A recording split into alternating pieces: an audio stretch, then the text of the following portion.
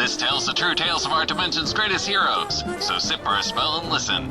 We find our heroes driving towards the convention center for the New World's Fair. Mechanical wonderkin Betty was enjoying a nice chat with her childhood friend and fledgling reporter, Kenneth. So what did you do this week while I was holed up in my workshop? Well, I visited my parents. Oh, how did that go? Pretty good, actually. I think spending a few years apart helped a lot.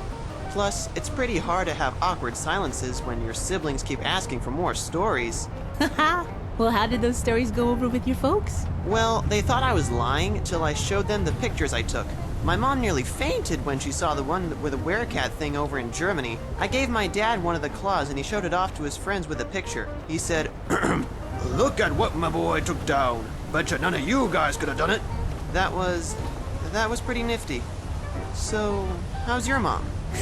Still the toughest mechanic in Virginia. Nearly busted my door off the hinges when I said I was too busy for dinner. Whew. According to her, I was working 3 days straight and pricksy loopy from trying to get the super factory working in time for today. Well, you did, and I bet you're going to win this thing.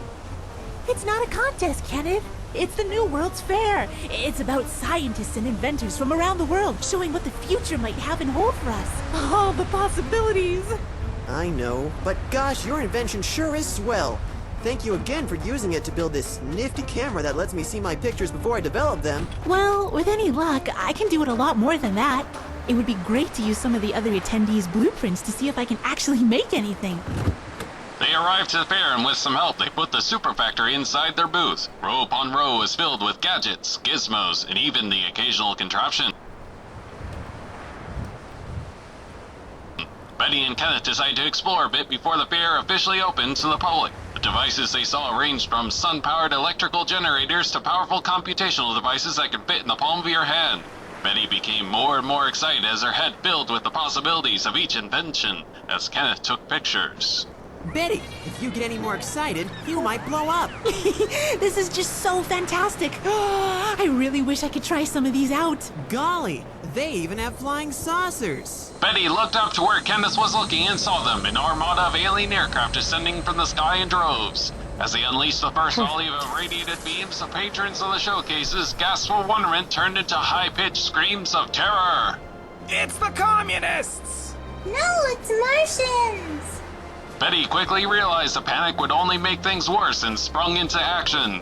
Everyone, please stay calm. There's a fallout shelter inside the convention center. After everyone is inside, barricade the doors and stay quiet. As the people followed the calm-headed Betty into the fallout shelter, the first of the ships began to land in the gardens of the convention center. Marble statues toppled and crushed beneath the blackened metal of their landing gear. From the ships marched several humanoid creatures accompanied by large, ferocious beasts. They reviewed their landing zone and sized up the building, readying to take it by force. Kenneth stayed behind and took picture after picture of the invaders. Betty ran back after him. Are you trying to get yourself killed? It's my job. I have to do this, and by golly, I will learn everything I can. But you will learn nothing if you get a laser bolt through your thick skull.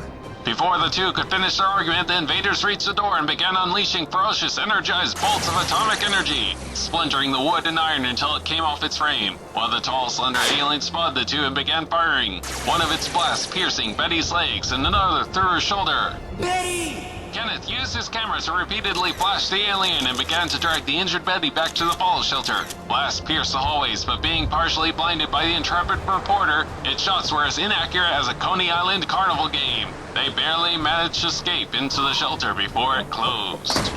Is there a doctor in the room? Almost every hand went up before Kenneth remembered what kind of convention he was at. A medical doctor? Stay calm. I am the surgeon here. From the crowd came Dr. Leo, a famous surgeon. His large frame and seemingly flawless features made him seem more likely to be an action movie star than a medical professional. He began to examine the wound and called out to the other doctors to find tools and supplies for performing the impromptu surgery. The aliens could be heard searching for and blasting any humans that were left behind. Despite the occasional scream of terror, Dr. Leo's hands were as steady in practice as a conductor playing his 1000th concert. In what felt like hours, the surgery was complete. Kenneth offered a towel for the doctor to wipe away his perspiration. That's the best I could do under given circumstances. Thankfully, their weapons have no bullets to clean out. Though there may be other things to them to worry about. Now we have to worry about the invaders. Will they escape the invaders? Will Betty survive her injuries? Tune in next time and find out. Perfect.